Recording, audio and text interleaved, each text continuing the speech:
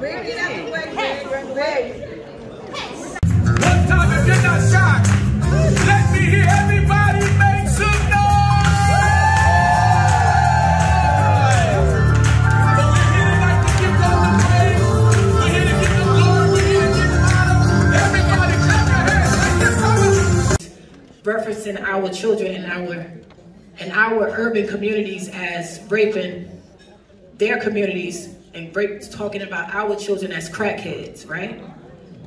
And the fire that she had in her and the anger that she had in her about this councilman talking about our babies, because the way she pushed for our babies and the education and the resources that she put, make sure our city and our state get for our urban children.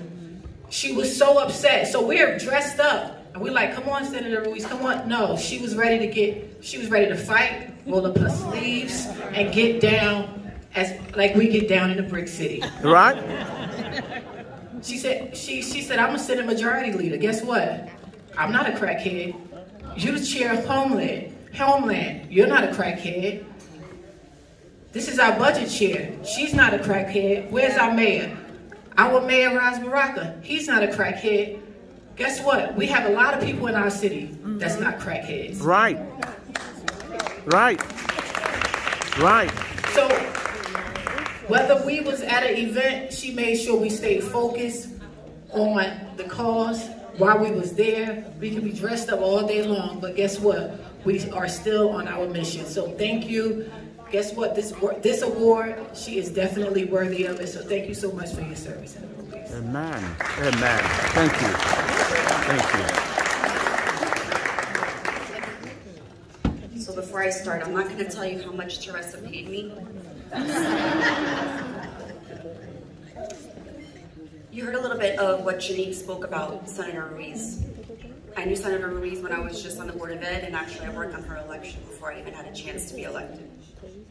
We can talk about her, instilling in the budget $25 million for universal preschool, her talking about teacher tenure, her always making sure that our kids, whether they're documented or undocumented, that's just a name. She's for everyone's kid. God bless you. God bless you. God bless you. Talk about her on economic development, increasing outcomes for Black mothers, rights for women, equality for all kids. But there's something that, to me, and I know that she feels the same way, it's not the title of being Senate Majority Leader. It's not the title of being pro temp that you were before. It's not the title of just being senator. The biggest title that she honors, the closest to her heart, is the title of being a mother. Amen. This little girl named Silver Inaru Ruiz Gonzalez is a person that she goes home to every day, and she looks at her, and this little girl inspires her to be bigger and better than what she is. I know this because I knew Teresa before having a baby, and I know her afterwards. Yes. And to see not only the policy that she works on, but the energy that she has gotten after having Silver is something unstoppable. And as many of us, whether we're moms, or we are grandmothers, or we care for other people's children like our own, we all know that when we hold that little hand, we kiss that little forehead, there's something that does to us inside of us. So we can talk about her and everything that she's done as policymaker. She's my friend. She's a loyal sister. She's someone I call when I have bad days or good days, when I break down, when I had enough. But the interesting thing is that it's always reciprocated. How are you, sweetie? And sometimes when people become somebody, they forget who they really are. So Senator Ruiz, you are like what MLK said. Our lives begin to end the day we become silent about things that matter. We all know in this room that she for sure ain't silent. We do try to silence our phone from time to time, dodge her calls, but at the end of the day, we know that she's always there. She picks up our phone calls, she answers our texts. whether she's your friend or not, she's always here to make things better. So Teresa, on behalf of the two of us, we couldn't be prouder of you. Congratulations. Ooh, congratulations. Yep.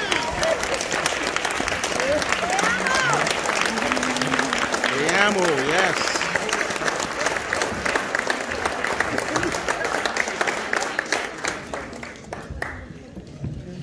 Latino fighter. Yeah, I've seen her. So I swore I wasn't gonna cry tonight, but I guess I lied to myself. Yeah. And it's because I'm tired. So that's right. Monday, I don't even know what happened Monday. Tuesday, I was in budget all day. She had classes. I had to go to an event. Wednesday morning, I'm flying to Cary, North Carolina to talk about equity and injustice and the learning loss that's facing this country, the learning loss that's facing our children here in the state, when 75 and 76% of Black and brown Latinos and Black children are below grade level. I was there voicing a concern to say we have money, the power is here, the courage is needed. We need to shift the paradigm and the conversation to board a plane the next day at 10 o'clock to go to Beth Israel to find my brother-in-law on a bed, to go back home and spend time with her, to dress up for an inaugural and have Assemblywoman Spade glue on lashes in the back seat of the car because I wasn't ready for the moment, to sit and have my first drink, to see an article of a council person claiming that the school funding formula was supporting urban crackheads. What? To stop in that moment to say we can't just move on and eat and drink and think everything is okay. To put forth a message to say, I don't know what you're talking about, but if you want to talk about schools, it's time for these three women to school you in this moment. Absolutely. To make that known to the public, to judge the work where you're in and not judge the spaces where you're not. To get up this morning tired. Oh, and in between, my husband took my daughter to the doctor, and I telehealth them because she has a chronic cough that hasn't gone away. And we didn't sleep last night because any mother knows and any parent knows that in that space, at the moment that they just like sneeze, what's going on, right? And that brings you back into reality, no matter what is capturing your space and time. To have posted about Roe v. Wade and applaud the work that we did in the state of New Jersey, and to have a colleague accuse me of wanting to kill babies in the state in that same space. To support a bill to include all of us in this room in our books and be called a pedophile. What? And a pacifist, because we don't want to call courage and space to say this country was built on the backs of people who came before us, and if that makes you uncomfortable for a specific amount of time, then that's okay, because uncomfortable conversations lead to courageous decisions. Yes. Judge where you're at and where you are not. To get up this morning and go to work and have a fight with Passaic Valley Sewage because they want to build a fourth power plant in our backyard to burden the responsibility of the state on the shoulders of my daughter. Not going to happen on my time. No, not on your watch. Not on your watch. To be called to task time and time and time again. First elected, go down there. You don't look like a senator.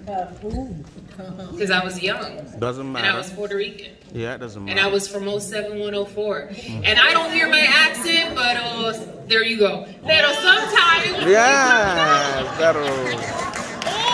Judge me on my word.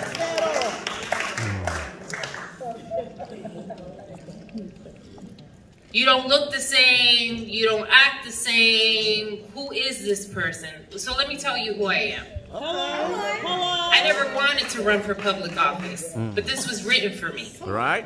You're made for My this. dad and I had a conversation because there was an article in a newspaper about the highest ranking Puerto Rican woman being afforded an opportunity to run to assembly because the time was there. Because let me explain to you about women in public office. That space is not carved out for you. It happens because something catalytic. Someone help me here. And somehow someone taps you on your shoulder and you have been prepared for that time and space. Right. And I said to him, I'm not running, Pa. And he said, why? You keep knocking on doors for everybody else. And I said, I love what I'm doing.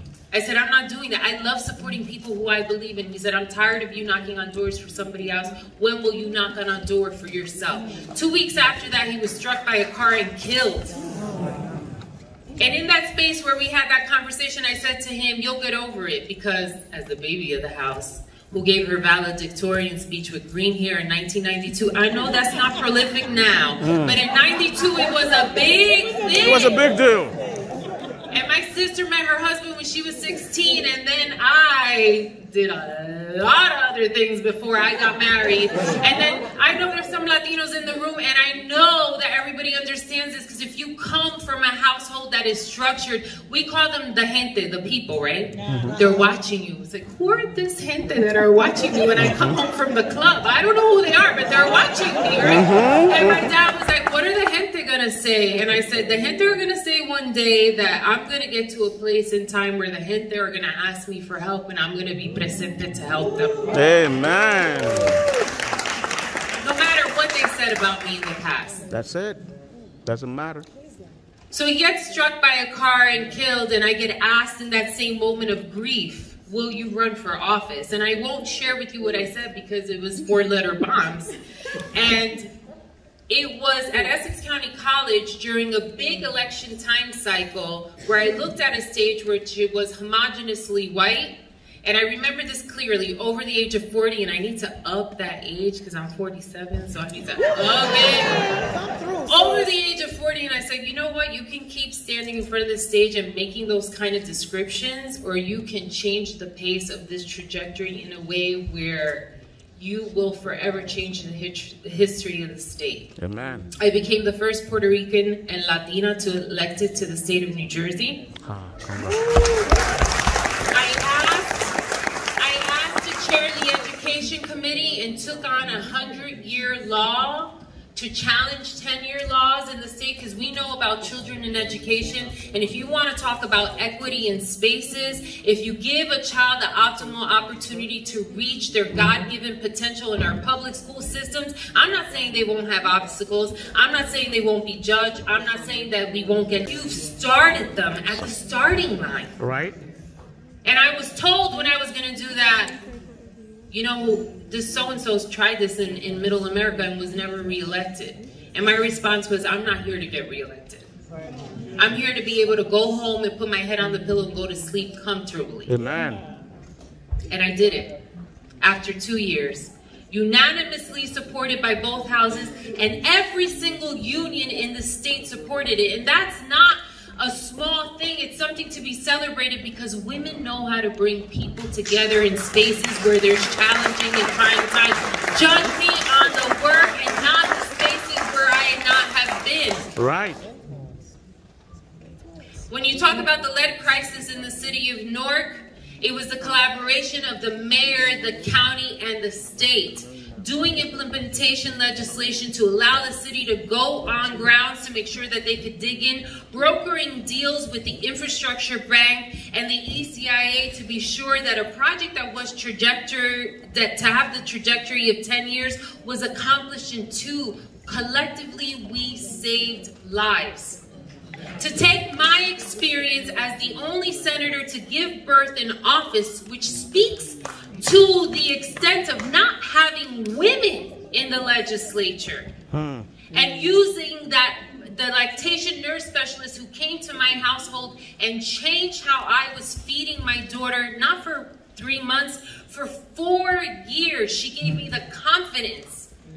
Because it didn't matter that I spoke English, it didn't matter that I had a college degree, that my mom was around and my sister was helping me, and I had a partner in the household. I was lost. When you bring that baby home, there is no one who can guide you in that space, because that newness is so overwhelming. And when that nurse came into my house and said, you're doing the right thing, believe in yourself because you're feeding her, I stopped and said, what if we could do this for every single mother in the state of New Jersey? And last year, we signed a bill into law that in a few months, after you bring an infant home, every single household will have at least one visit from a nurse or a medical practitioner to guide you through that process, to check in on you and your child. And if that doesn't change the trajectory of who we are in the state and our public health, then I don't know what else matters. To look at my daughter, and I ask her all the time, who's stronger, boys or girls? She says, Mom, I don't want Dad to hear me, but women.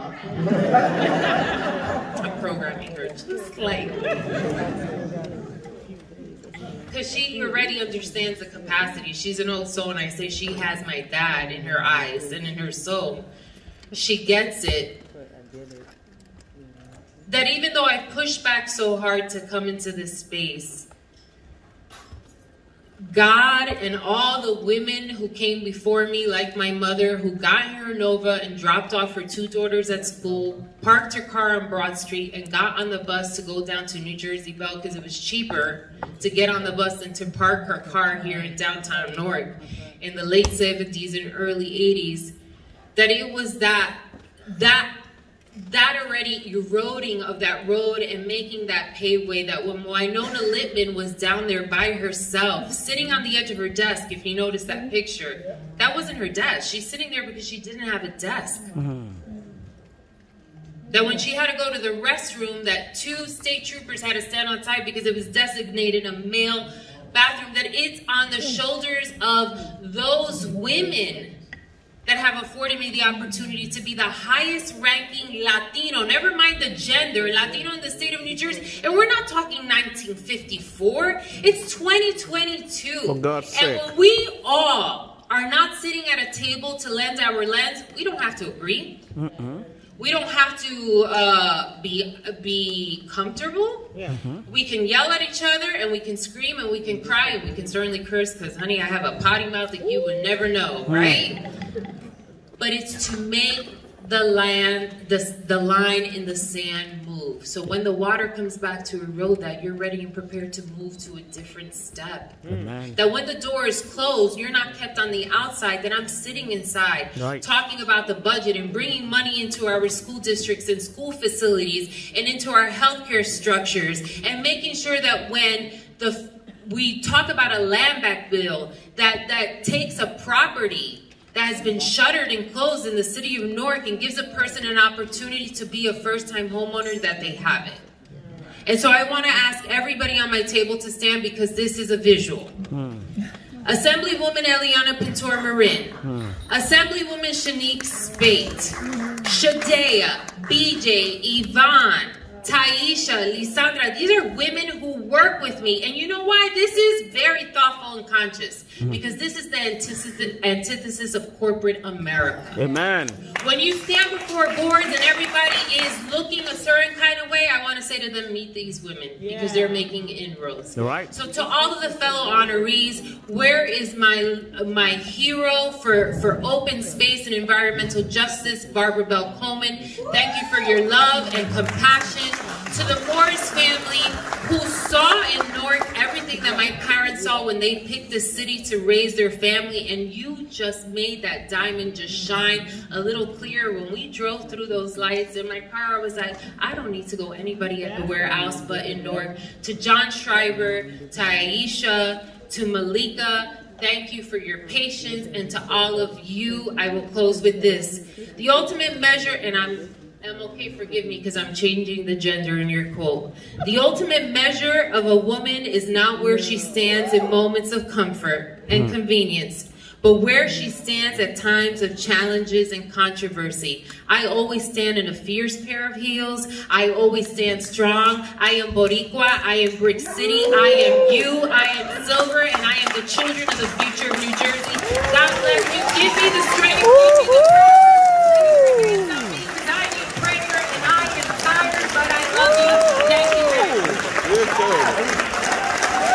the courage.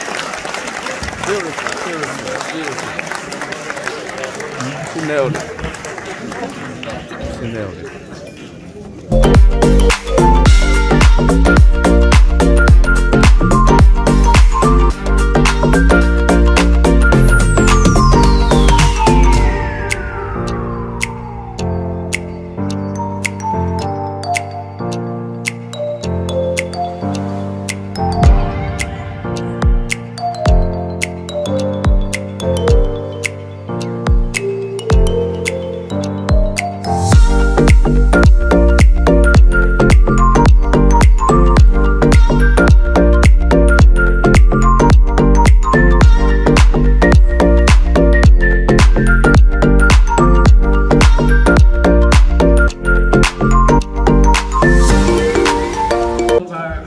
Throughout the city are really leading edge.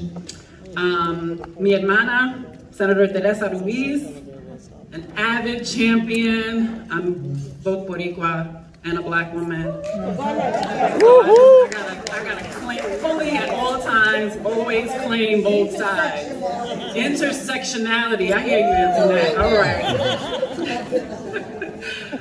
She's really obviously a champion on so many issues, critical issues in Newark and across the state that put mothers, women, people of color, immigrants, everybody front and center. So I really just truly admire you. And NJPAC is my second home, just for the record. I'm always here. John gets sick and tired of me. I have the privilege of sitting on the board of Women at NJPAC, where we raise funds for arts education and really truly trying to expand what that impact of arts looks like in the city of Newark, and have the privilege of, at my seat at Audible, helping to lead the Newark Artists Collaboration, of which we have one of our esteemed artists here tonight in Antoinette Williams.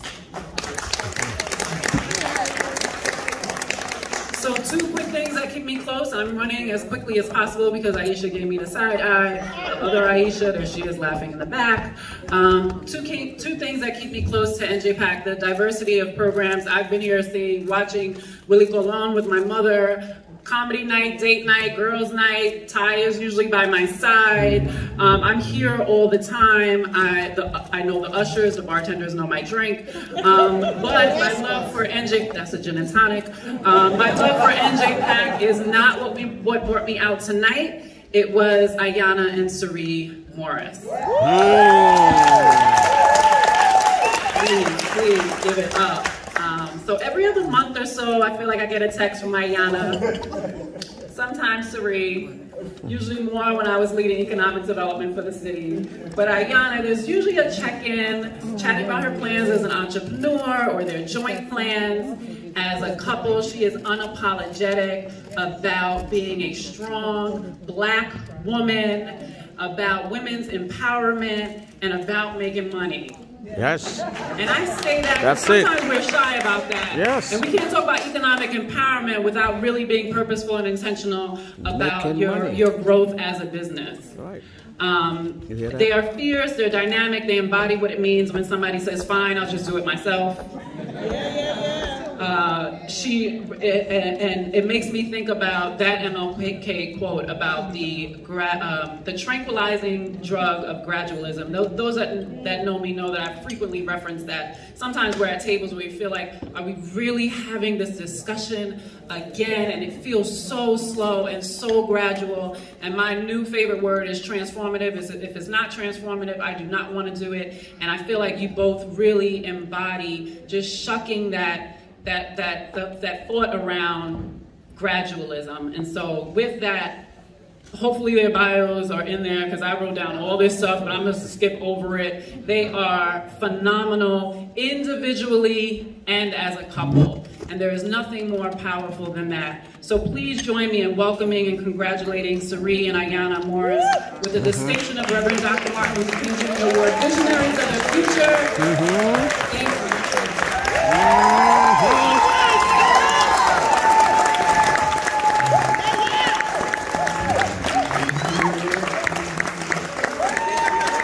All right.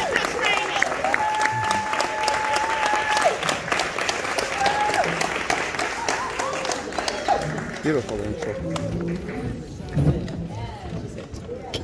Ooh. Good evening. Come through. Good evening. Teresa, Honey, yes, girl, I'm did I mess up? tired. Your speech was phenomenal. To be a visionary, first you must be a dreamer. Dr. Martin Luther King Jr. understood that.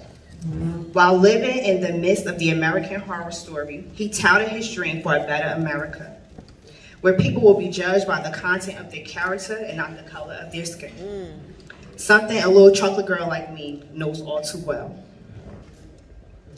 Dr. King knew that his commitment to fighting for equal rights and the advancement of people that look like me would yield the ultimate sacrifice of his life.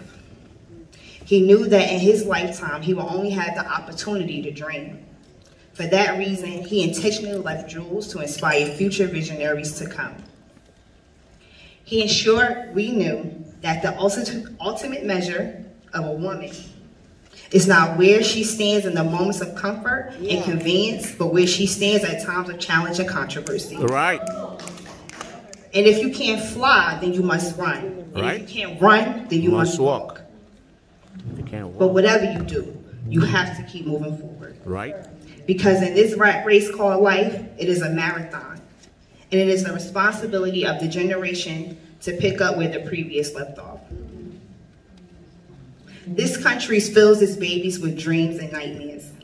They tell us to work hard so that one day you'll be successful. They make you carry a mortgage-sized loan after graduating college. They tell us that they are pro-life, but they make living wages an impossibility and quality health care a luxury. They believe in freedoms and liberties except when it comes to a woman's uterus. The irony. In the great words of Meek Mill, I've seen dreams unfold and nightmares come true. But don't despair. Yeah, I'm a hip-hop head. But don't despair, because this is just confirmation that both realities are a possibility. Right. Dr. King's life, legacy, and his words has transcended his lifetime. I remember being a young girl at Warren Street School, learning about his efforts and believing that one day I can be a manifestation of that dream. The sassy, courageous, sometimes hard-headed girl, sorry mom, whose report card often read, "It's a pleasure to have Ayanna in our class, but sometimes she talks too much." The girl who comes from Society Hills by way of New Hope Village and Baxter Terrace, BT. Yeah. Because my mother, who was also a dreamer, understood that the danger of success is complacency. One day that I would step out of the shadows and shake up the world. Right. I don't take being a visionary lightly.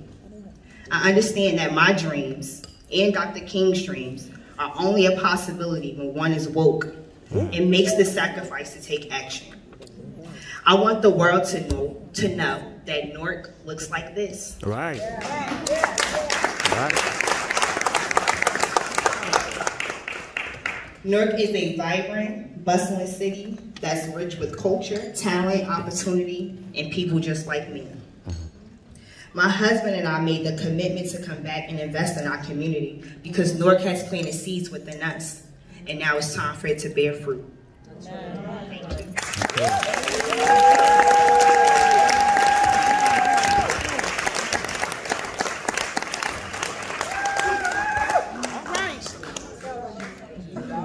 So when I looked at the itinerary, I'm like, oh, we gotta close this thing. Right?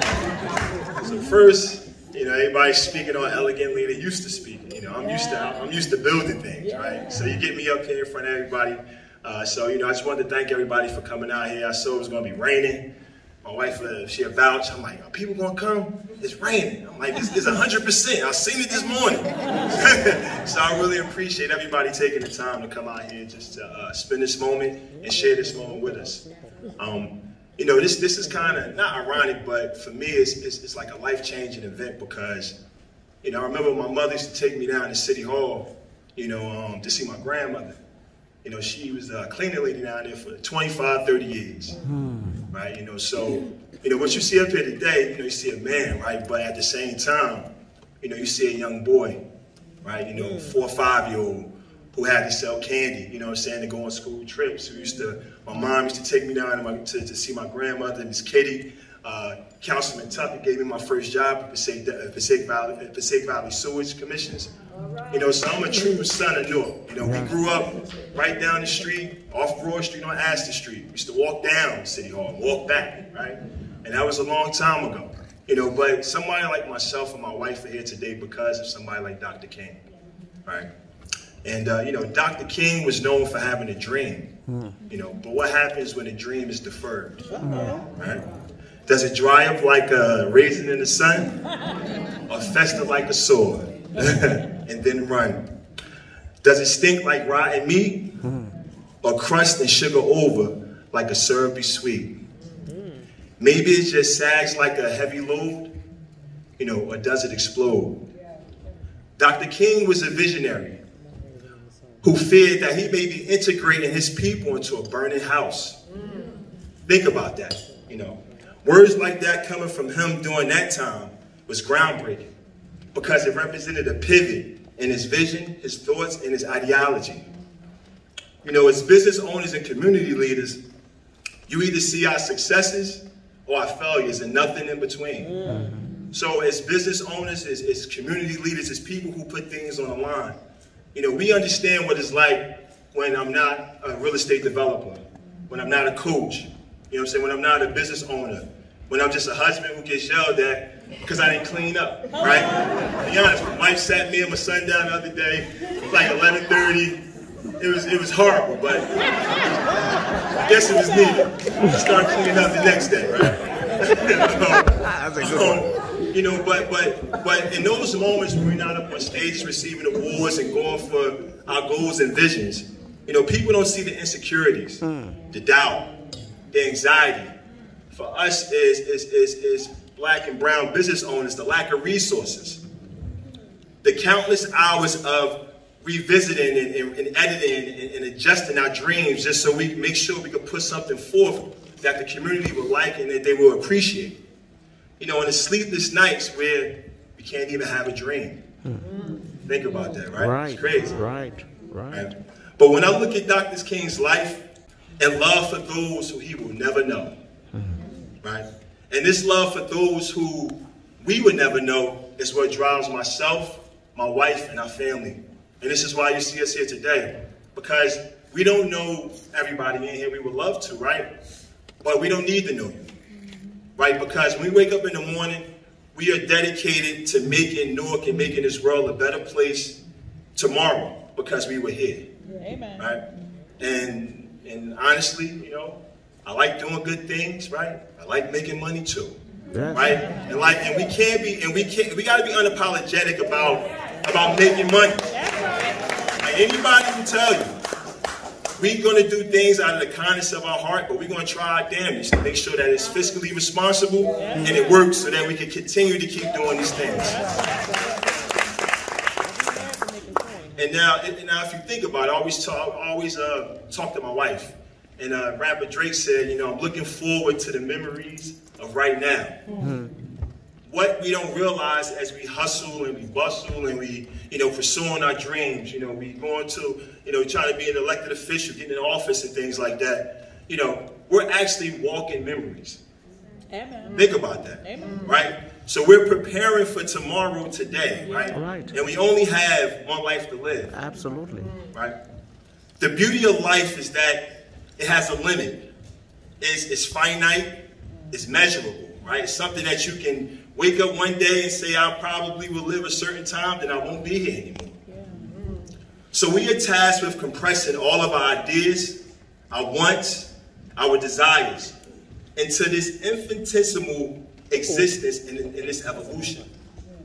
Dr. King excelled because he left us memories, but not only memories, breadcrumbs of how we can make the world a better place tomorrow. Right.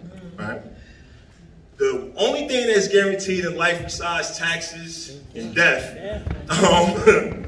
is life is going to fight you, no matter what. So every day my wife and I, we wake up ready to fight because we're going to make our life count. Every day I walk outside of Newark and I honestly see a blanket canvas, right, of endless opportunities. an abundance of potential wealth, joy, love, and passion. The potential of Newark is bright, full of people helping each other, supporting each other's business, supporting each other's careers, caring for the well-being of our neighbors, right? You know, developing schools of music, schools of business, catering our educational curriculum to what we're actually seeing and what the kids are experiencing today, focusing on their interests. Events for seniors and kids, utilizing therapy to do the healing that we really truly need. A thriving nightlife, and most importantly, a city of people unified for a common goal of leaving this city better because we were here. All right. During the pandemic, my wife and I, we saw opportunity. So we saw opportunity to do something cool in our community because honestly, we thought we deserved it. We like Newark. We think Newark is dope, so we should have the things that we didn't have, right? And I think that's very important for us. So, like Dr. King did, you know, I stopped doing real estate for a little bit. My wife stopped making films. Well, it wasn't our choice. The pandemic stopped us. But we pivoted, right? And that's the thing about being a visionary and being somebody who's out front. We're not afraid to make the tough decisions. You know, we're not afraid to admit when we're wrong. We're not afraid to see an opportunity and change course and stay nimble and stay fluid and formless like water, right? That's our strength. And that's something that we dedicate our lives to every single day. And I'm extremely happy, you know, just to be up here with the love of my life. You know, I have to be honest.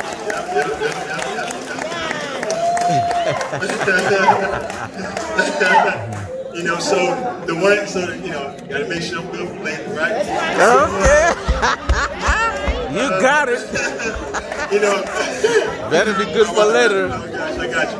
But the one thing that surprised my wife and I was like the attention that, you know, we got for just the idea that my wife honestly came up with, right? And it kind of puzzled us. We're like, you know, it's a dope idea, but like, why is everybody kind of gravitating to us in this form? Like, we was everywhere, literally, right? During a time when the world ain't had nothing to do. And what we realized was that I think we inspire people. I think when people looked at us, they see a family from an urban community that bonded together, that came up with a tremendous idea, but more importantly, we were in position and we actually executed and did a dope job. Right? So whether we are developing the first approved multi-family shipping container house in New Jersey history at 393 Halsey Street, right? Groundbreaking coming about May 33rd.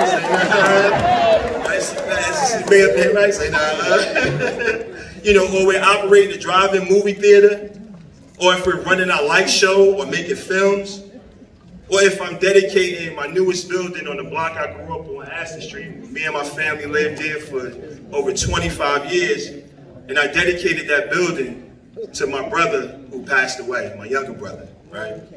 So I'm a true son of Newark. Amen. Just like Dr. King, I'm not going to leave here with everybody I came with. And I think that's very important for us to understand that if we are to be here on this earth and in this world, we got to make sure we're the change that we seek. Right. So similar to Dr. King, my wife and I are not afraid of the task at hand or the consequences of our actions. We are always willing to pivot, and like I said before, remain formless like water. We are willing to make the tough decisions when we are wrong or when our ideas have changed, our ideologies have changed.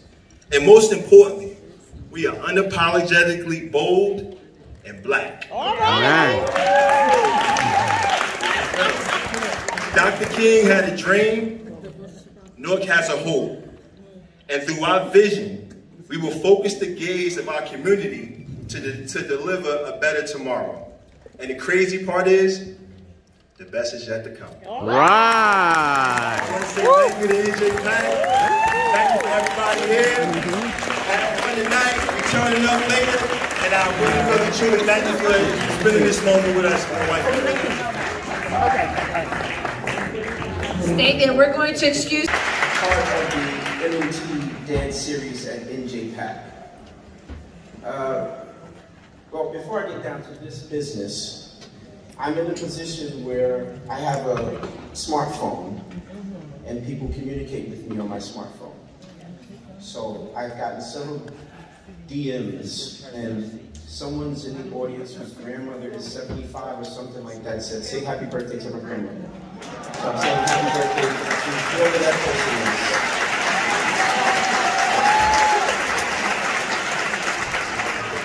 is. Please stop DMing me. Putting me on the spot. I have work to do. I'm just joking. Okay, back to the script. Speaking as dance advisor for NJPAC, I can assure you that the performance you'll see tonight will be phenomenal. It says phenomenal, but I'm going to go ahead and say this performance will be life-changing. We're so happy to have them back after missing the last 2 years. In just 2 weeks, Nani Chin Dance Company returns to the NJPAC stage. We celebrate the legacy of Nani Chin and the Chinese New Year celebration of the Year of the Water Tiger. In the next season, we'll be bringing you amazing dance programs, including Palabolas, Karen Dorfman Dance, Nani Chin Dance Company, and the return of the hip-hop Nutcracker.